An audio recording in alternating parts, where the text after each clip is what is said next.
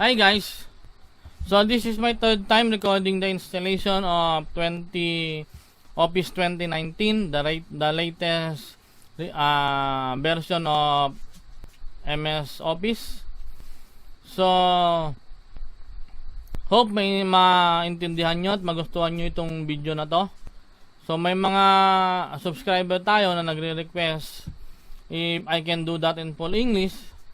So I realized that meron naman palang subtitle. Maybe I can utilize that para hindi na tayo gaano mahirapan.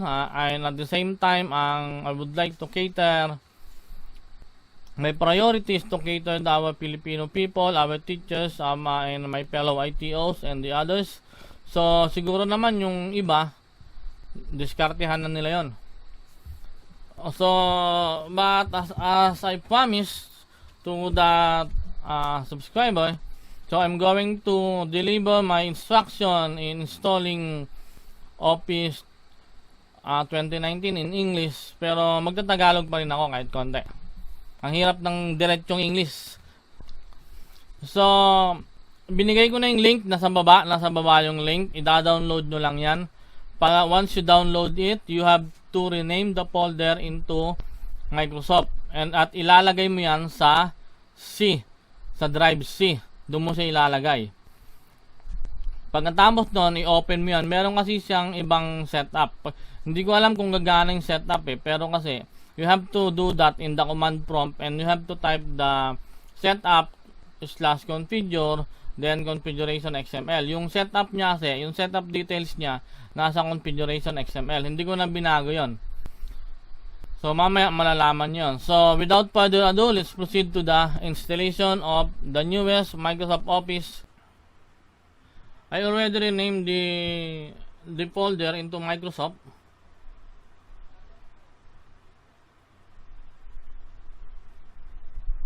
Then we have to click it and open in command prompt.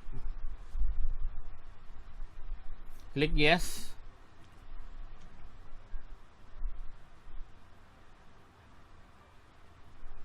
Then we need to type setup configuration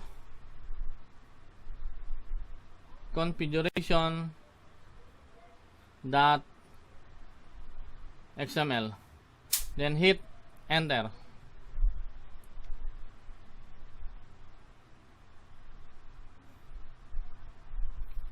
After pressing the enter, the setup will go to start immediately. I have to fast forward so that we can save time. The entire setup will last about 15 minutes. So we have to wait for 15 minutes.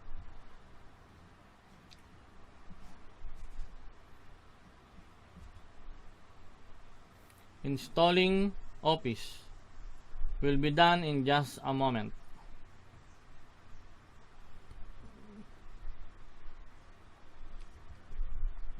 I've already fast forward the video,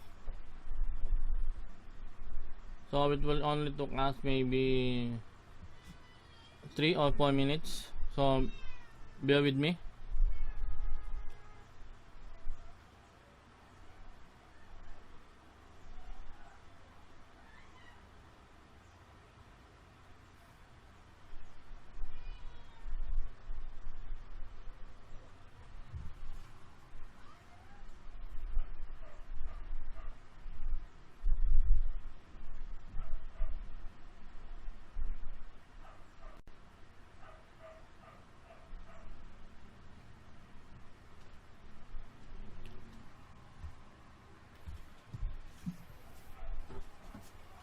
Oh, almost done.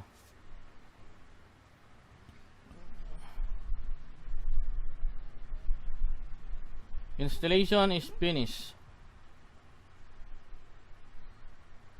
Alright, let's try. So let's wait until the installation is done.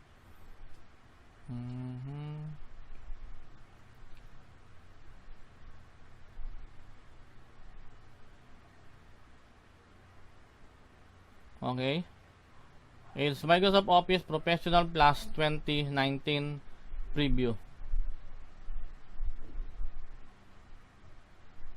So let's try. Click Windows R, then type WinWord to open the Microsoft Word. Okay. Word is starting.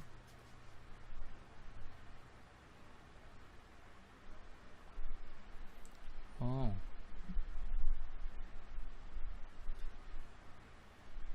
Okay, let's close. Let's try another one. Let's try Excel. Okay, Excel Office 2019. Okay, it's working.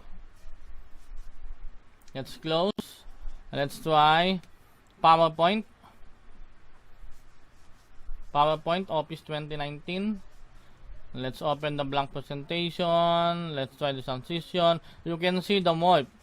The morph is already included in the 2019. It is not included in the 2016, but they included in the Office 365. Okay, there's the morph.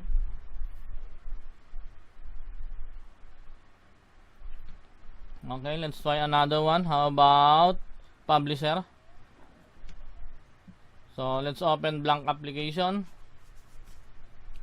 Let's close it. Another one, MS Access. Okay, they are all 2019. Okay. Last one, the OneNote. Okay, sign in. No. Okay, so it's also OneNote is still 2016. Why? I don't know.